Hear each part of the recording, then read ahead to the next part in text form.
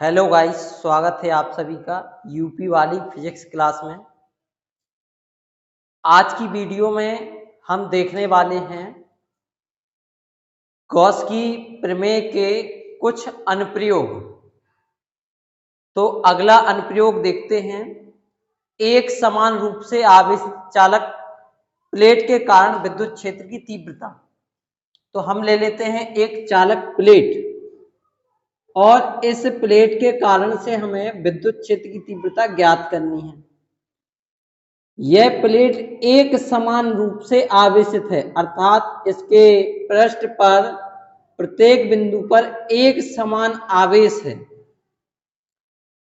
अब पिछली वीडियो में हमने देखा एक समान रूप से आवेशित अचालक चादर के कारण विद्युत क्षेत्र की तीव्रता, और इसमें आप समझ रहे हैं चालक प्लेट के कारण।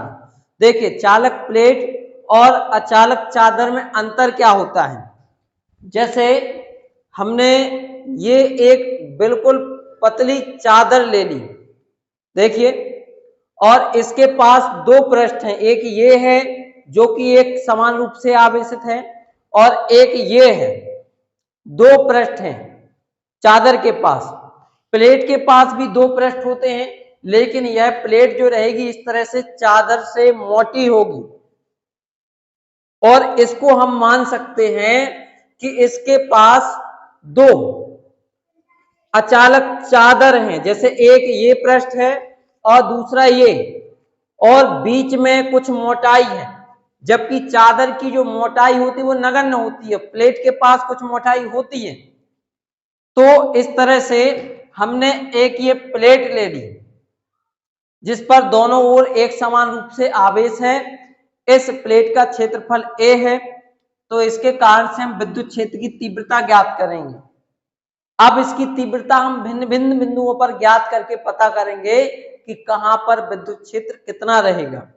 तो एक तो ले लेते हैं हम अंदर किसी बिंदु पर, और एक ले लेंगे हम बाहर एक बिंदु जैसे P डैश पर। तो बाहर भी हम विद्युत क्षेत्र का पता करेंगे और अंदर भी पता करते हैं। तो पहली स्थिति देखते हैं, प्लेट के अंदर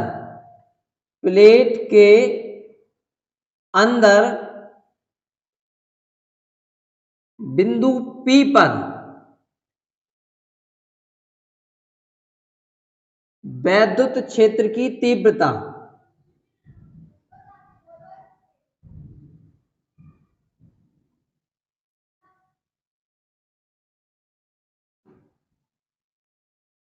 तो देखिए, P पर वैद्युत क्षेत्र की तीव्रता ज्ञात करनी है। हम इस प्लेट में यह मान रहे हैं कि यह दो अचालक चादरें हैं। पहली चादर ये है, पहला पृष्ठ, और दूसरी चादर दूसरा पृष्ठ है, और ये दोनों ही कैसे हैं, धनावेशित हैं। तो इनके कारण से अंदर बिंदु P पर वैद्युत क्षेत्र का हम पता कर रहे हैं, वैद्युत क्षेत्र ज्ञात कर रहे हैं। तो देखिए दोस्तों, प्लस प्लेट है, प्लस प्लेट से बल रेखाएं बाहर निकलती हैं। इस प्लेट से प्लस रेखाएं जो है, बल रेखाएं जो है वो बाहर निकलेंगी, और इस प्लेट से भी बल रेखाएं बाहर निकलेंगी। अंदर क्या होगा, वैद्युत क्षेत्र शून्य होगा। अब वैद्युत क्षेत्र शून्य होगा तो उसका देखिए मैथमेटिकल कैलकुलेशन क्या रहेगा। हम कैसे प्रूव करेंगे कि अंदर वैद्युत क्षेत्र शून्य रहेगा। तो P पर पहली प्लेट के कारण जो वैद्युत क्षेत्र रहेगा उसकी डायरेक्शन ये रहेगी। देखिए, इस प्लेट से वैद्युत क्षेत्र इधर भी निकलेगा, इधर भी निकलेगा। तो E1 की जो डायरेक्शन हो गई वो इधर ऐसी है, और इस P के लिए इस तरफ है। प्लेट के इस तरफ भी बल रेखाएं निकलनी है, प्लेट के इस तरफ भी बल रेखाएं निकलनी है। दूसरी प्लेट के कारण देखिए, तो इससे भी बल रेखाएं ऐसे बाहर निकलेंगी, और इधर इस तरफ ऐसे निकलेंगी। तो P पर हम E1 और E2 का परिणाम ही ज्ञात करेंगे, रिजल्टेंट ज्ञात करेंगे कि क्या बनेगा। देखिए, E1 कितना बनेगा, ये है फर्स्ट अचालक प्लेट के कारण से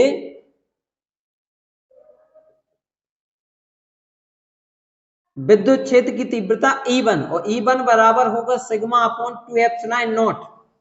पिछली वीडियो में आपने देखा था कि अचालक चादर के लिए विद्युत क्षेत्र होता है E बराबर सिग्मा अपॉन 2 एप्सिलॉन नॉट। ये दूरी पर निर्भर नहीं करती है। अगर हम यही P बिंदु अगर यहां ले लें तब भी विद्युत क्षेत्र वही रहेगा, क्योंकि E इसमें R पर निर्भर नहीं करेगा। अचालक चादर के लिए या चालक प्लेट के लिए E का मान R पर निर्भर नहीं करता है। तो E1 बराबर सिग्मा अपॉन 2 एप्सिलॉन नॉट। फिर दूसरी प्लेट के कारण देखते हैं। दूसरी अचालक चादर के कारण से या प्लेट के कारण से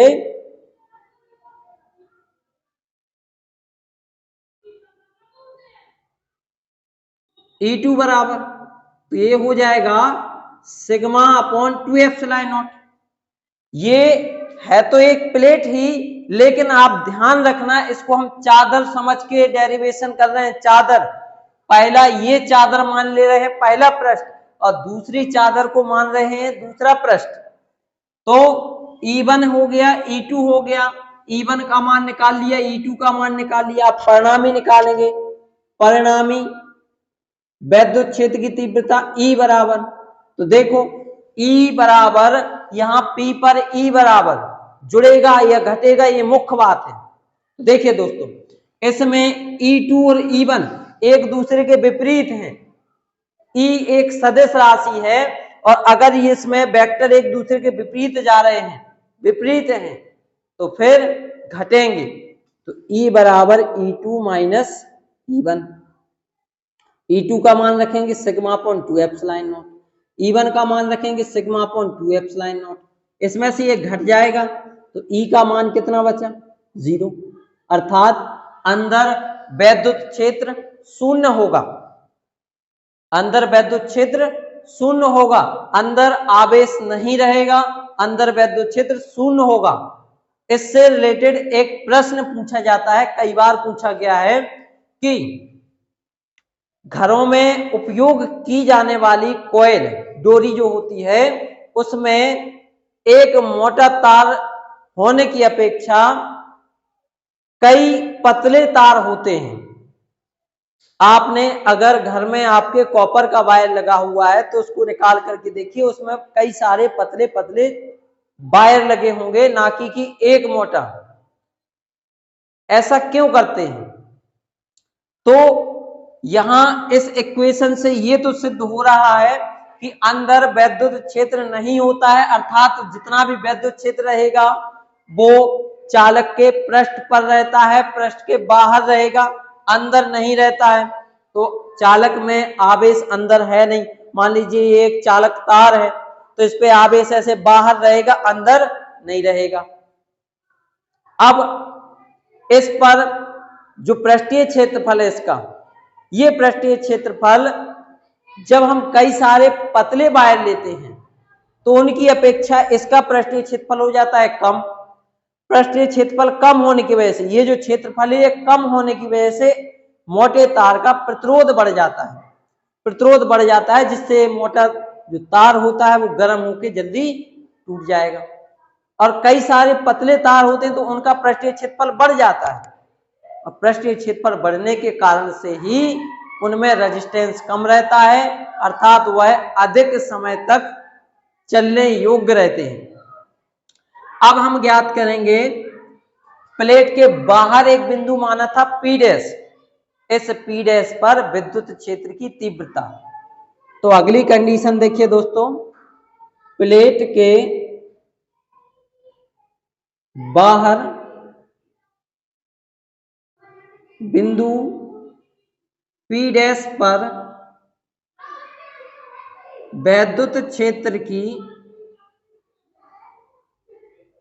तीव्रता। तो यहां P डैश पर पहली प्लेट के कारण से निकालते हैं। तो पहली प्लेट की डायरेक्शन क्या रहेगी? तो देखो ये है E1, ऐसे जा रहा है तीर E1 का, और यहां पर E2 का देखो तो E2 भी ऐसे ही आ रहा है, तो यहां पर E2 का भी कैसे रहेगा? ऐसे। सॉरी ये E1 था, E1 और ये E2, दोनों की दिशाएं कैसी हैं, एक ही ओर हैं, दोनों वेक्टर एक ही ओर जा रहे हैं, तो एक ही ओर जाएंगे तो परिणामी जो है वो जुड़ेगा। तो पहले देखते हैं पहली प्लेट के कारण, पहली प्लेट के कारण E1 बराबर सिग्मा अपॉन 2 एप्सिलॉन नॉट। फिर दूसरी प्लेट के कारण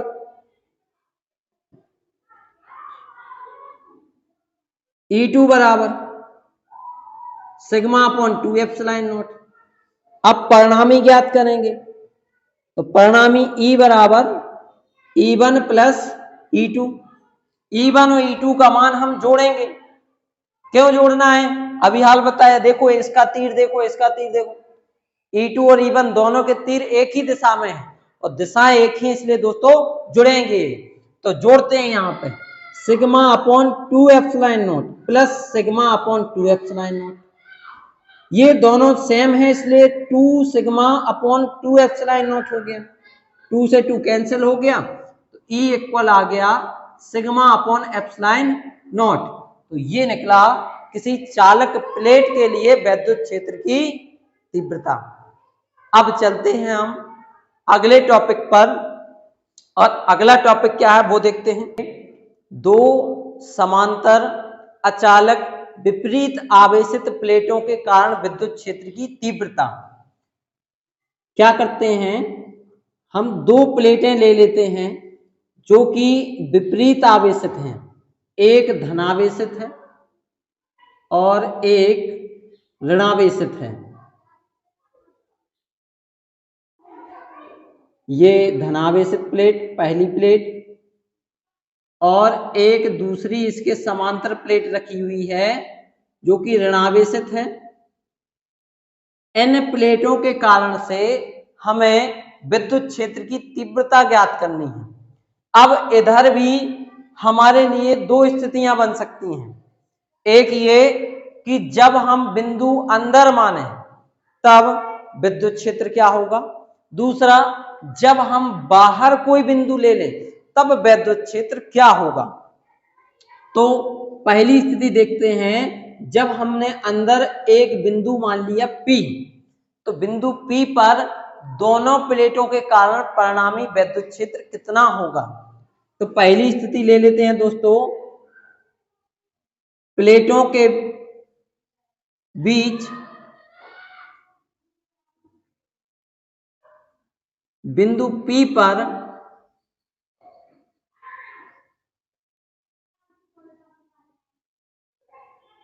वैद्युत क्षेत्र की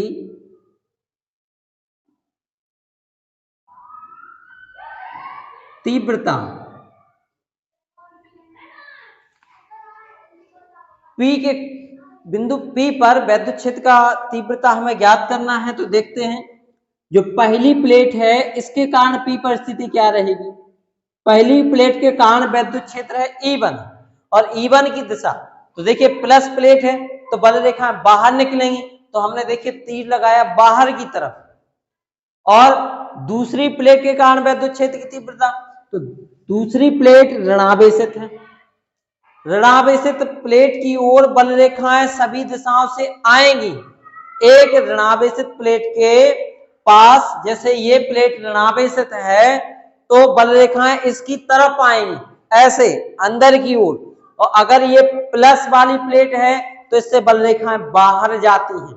तो प्लस से देखिए E1 की जो बल रेखाएं वो बाहर गई और माइनस की तरफ E2 वाली रेखाएं आएंगी, तो E2 की भी डायरेक्शन देखो इसी तरफ होगी। E1 का तीर देखो और E2 का तीर देखो, दोनों की दिशा एक ही ओर है।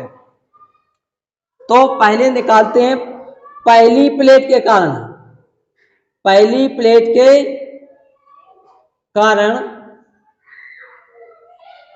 विद्युत क्षेत्र की तीव्रता E1 और E1 बराबर होगा सिग्मा अपॉन 2 एप्सिलॉन नॉट। फिर दूसरी प्लेट के कारण, दूसरी प्लेट के कारण क्या बनेगा, E2 बराबर सिग्मा अपॉन 2 एप्सिलॉन नॉट। दोनों प्लेट के कारण से हमने E1 E2 की स्थिति निकाल ली। अब निकालते हैं परिणामी, परिणामी वैद्युत क्षेत्र की तीव्रता।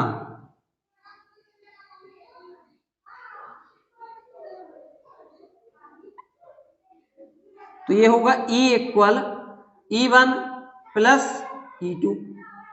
अब यहां मान रखेंगे E1 और E2 का। E1 का मान sigma upon 2 epsilon not, E2 का मान सिग्मा अपॉन 2 एप्सिलॉन नॉट, दोनों को जोड़ देंगे तो हो जाएगा 2 सिग्मा अपॉन 2 एप्सिलॉन नॉट, 2 से 2 हो जाएगा कैंसिल, तो E बराबर आ गया सिग्मा अपॉन एप्सिलॉन नॉट।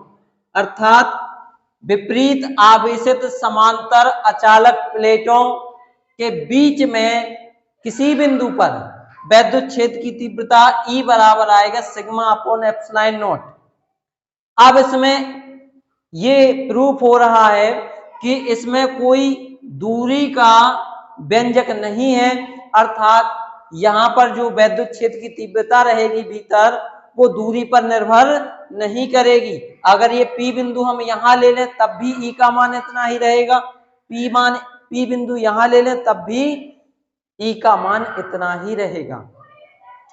अब दूसरी स्थिति देखिए, अगर हम बिंदु मान लेते हैं बाहर की तरफ P डैश, बाहर की तरफ यदि कोई बिंदु P डैश है तो वहां पर E का मान क्या होगा, तो P डैश पर भी हमें इसी तरह से वैद्युत क्षेत्र ज्ञात करना है। तो दूसरी स्थिति निकालते हैं, प्लेटों के बाहर, प्लेटों के बाहर P डैश पर वैद्युत क्षेत्र की तीव्रता,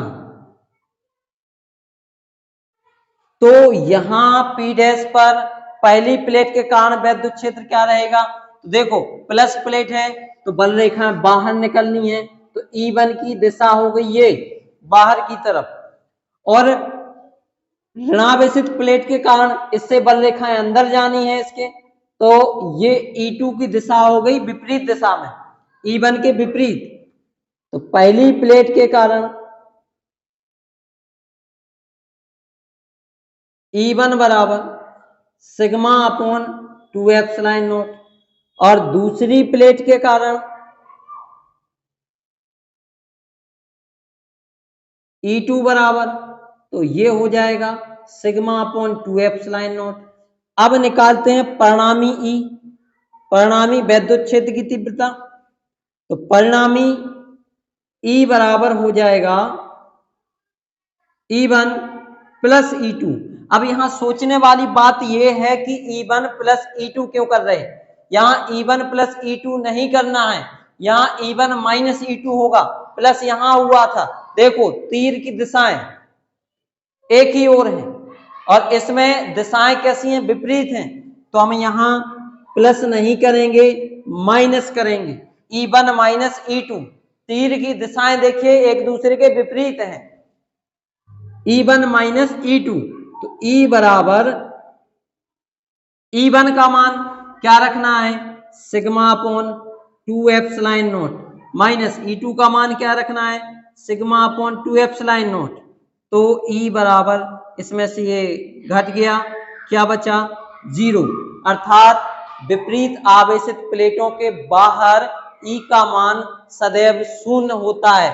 बाहर यहां ले लें, चाहे बिंदु यहां ले लें, चाहे बिंदु यहां ले लें, बाहर कहीं भी बिंदु ले लें E का मान सदैव शून्य रहेगा, और अगर अंदर हम कोई बिंदु लेते हैं तो E का मान होता है सिग्मा अपॉन एप्सिलॉन नॉट। अब इस प्रमेय का अंतिम अनुप्रयोग देखिए, और वो अनुप्रयोग है किसी आवेशित गोलीय कोश के कारण विद्युत क्षेत्र की तीव्रता। तो अब हम समझते हैं गॉस के नियम का अंतिम अनुप्रयोग, किसी आवेशित गोलीय कोश के कारण विद्युत क्षेत्र की तीव्रता। आवेशित गोलीय कोश क्या होता है, तो आप इसको ऐसे समझिए, माना कि हमारे पास एक प्लास्टिक की गेंद है 5-10 रुपए वाली जो आती है, उसको हम सिल्क पर रगड़ लेते हैं, रेशम पर रगड़ लेते हैं, तो वह गेंद चारों ओर से एक समान रूप से आवेशित हो जाती है। अब इसके गेंद के लिए हमें अलग अलग बिंदुओं पर वैद्युत क्षेत्र की तीव्रता ज्ञात करनी है। एक गेंद के बाहर क्या स्थिति रहेगी, दूसरा गेंद के पृष्ठ पर क्या स्थिति होगी, तीसरा गेंद के अंदर स्थिति क्या होगी। तो देखिए हमने ले लिया एक समान रूप से आवेशित एक गोलीय कोश, ये इस तरह से,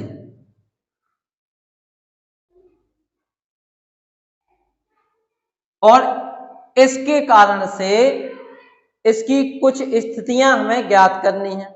जैसे हम मान लें कि इसके बाहर एक गॉसियन पृष्ठ है, आवेशित गोलीय कोश के बाहर एक गॉसियन पृष्ठ है। इस गॉसियन पृष्ठ के एक बिंदु P पर वैद्युत क्षेत्र की तीव्रता ज्ञात करनी है। तो देखिए यहां पर हम मान लेते हैं एक सूक्ष्म खंड DA जिसका क्षेत्रफल सदिश क्या है, DA। अब किसी भी पृष्ठ की सतह से निकलने वाली बल रेखाएं सदैव उसके लंबवत होती हैं। तो ये देखो ये E की डायरेक्शन हो गई, बल रेखाएं सदैव पृष्ठ के लंबवत बाहर की तरफ निकलती हैं ऐसे। तो यहां पर E और DA इन दोनों के तीर देखिए एक दूसरे के समांतर हैं। तो यहां गॉस की प्रमेय का उपयोग करके हम बिंदु P पर E का मान निकालते हैं। तो देखिए गॉस की प्रमेय लगाएंगे, गॉस की प्रमेय से। अब प्रमेय क्या है, phi E equal Q upon epsilon not equal close integration E dA cos theta. इस प्रमेय का उपयोग करके हमें P का मान ज्ञात करना है।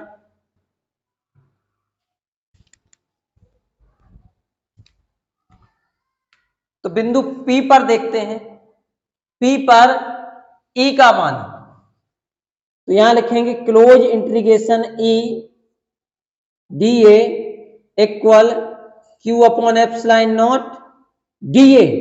ये देखिए ये गोलाकार गॉसियन पृष्ठ है जो एक घिरा हुआ है। तो E close integration DA equal Q upon epsilon not, और यहां क्लोज इंटीग्रेशन DA मतलब ये परिबद्ध पृष्ठ या गॉसियन पृष्ठ, ये गॉसियन पृष्ठ का क्षेत्रफल कितना होगा। तो गॉसियन पृष्ठ एक गोला है और गोले का क्षेत्रफल होता है 4 पाई r स्क्वायर। तो यहां पर हमें रखना है 4 पाई r स्क्वायर, लेकिन यहां पर ये गॉसियन पृष्ठ की जो त्रिज्या है इसको हम मान लेते हैं कैपिटल R, और ये जो त्रिज्या है आवेशित गोलीय कोश की इसको मान लेते हैं स्मॉल r। तब यहां रखेंगे हम कैपिटल R का स्क्वायर। ये जो DA का मान है ये इधर रख देते हैं। तो E बराबर यहां E इंटू हो जाएगा 4 पाई R square equal Q upon epsilon not.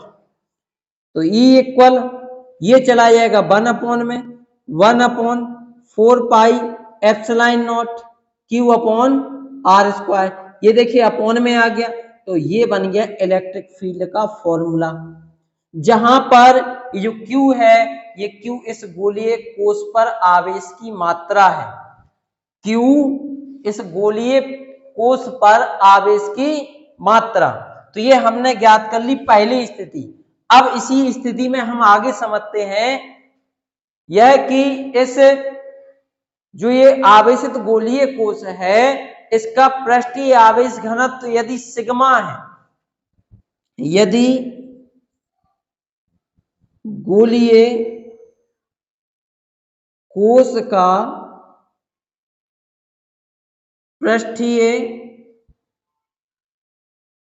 आवेश घनत्व सिग्मा है, तो सिग्मा इक्वल क्या होता है Q अपॉन A। तो फिर Q इक्वल क्या बन जाएगा, Q इक्वल बन जाएगा sigma into A, sigma into A। अब ये जो A है ये कौन सा क्षेत्रफल रखा जाना है, तो हम क्या पता कर रहे हैं Q, और Q है कहां, इस वाले पृष्ठ पे, यही तो है Q। तो इसका क्षेत्रफल क्या हो जाएगा 4 पाई स्मॉल आर स्क्वायर। इसकी त्रिज्या देखो स्मॉल आर है तो स्मॉल आर स्क्वायर, तो क्यू इक्वल हो गया sigma into 4 pi small R square. इसको मान लेते हैं समीकरण 1, इसको मान लेते हैं समीकरण 2। तो समीकरण 1 में 2 से ये क्यू का मान रखने पर, समीकरण 2 में 1 से क्यू का मान रखने पर,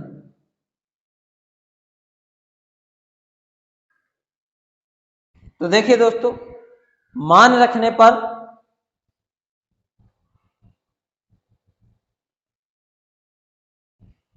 स्थिति क्या बन जाएगी, E बराबर 1/4 पाई एप्सिलॉन नॉट, और यहां Q का मान रखना है sigma into 4 pi small R square upon capital R square. ये 4 पाई से 4 पाई हो गया कैंसिल, तो E इक्वल आ गया sigma upon epsilon not into R square upon capital R square. ये निकलता है गॉसियन सरफेस के बिंदु P पर विद्युत क्षेत्र। अब इसकी दूसरी स्थिति लेते हैं। ये तो पहली स्थिति ली थी जब गॉसियन पृष्ठ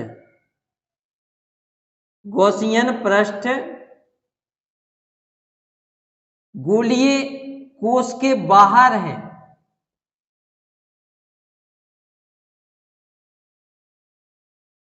अभी नेक्स्ट कंडीशन क्या बनेगी, अगर ये आवेशित गोलीय कोश हम छोटा लें, इतना छोटा लें कि ये आवेशित गोलीय कोश पर ही आ जाए, गॉसियन पृष्ठ आवेशित गोलीय कोश पर हो, तो दूसरी स्थिति देखिए, गॉसियन पृष्ठ आवेशित गोलीय कोश के पृष्ठ पर हो। तो ऐसी स्थिति में देखो जब ये गोलीय कोश और गॉसियन पृष्ठ ये एक ही सर्किल पर होंगे तो स्मॉल आर बराबर हो जाएगा कैपिटल आर के। तो ई में मान रखेंगे हम इसका sigma upon epsilon not into R square upon capital R को भी क्या रखेंगे आर स्क्वायर। ये कैंसिल हो गया, तो ई बराबर क्या आ गया सिग्मा अपॉन एप्सिलॉन नॉट। ये इसकी दूसरी स्थिति बन जाती है। अब देखते हैं तीसरी स्थिति। तीसरी स्थिति क्या रहेगी, जब हम ये मान लें कि ये जो गॉसियन पृष्ठ है ये गोलीय कोश के अंदर है, तो ये तीसरी स्थिति बन जाती है। जब गॉसियन पृष्ठ गोलीय कोश के अंदर है तो अंदर देखिए, अंदर बल रेखाएं जो हैं वैद्युत बल रेखाएं ये इस तरह से अगर जाएंगी तो एक दूसरे को क्रॉस करेंगी, काटेंगी, और जब बल रेखाएं एक दूसरे को काटेंगी तो वहां वैद्युत क्षेत्र नहीं होगा। तो तीसरी स्थिति जो बनेगी यहां लिख लेते हैं, तीसरी स्थिति जब गॉसियन पृष्ठ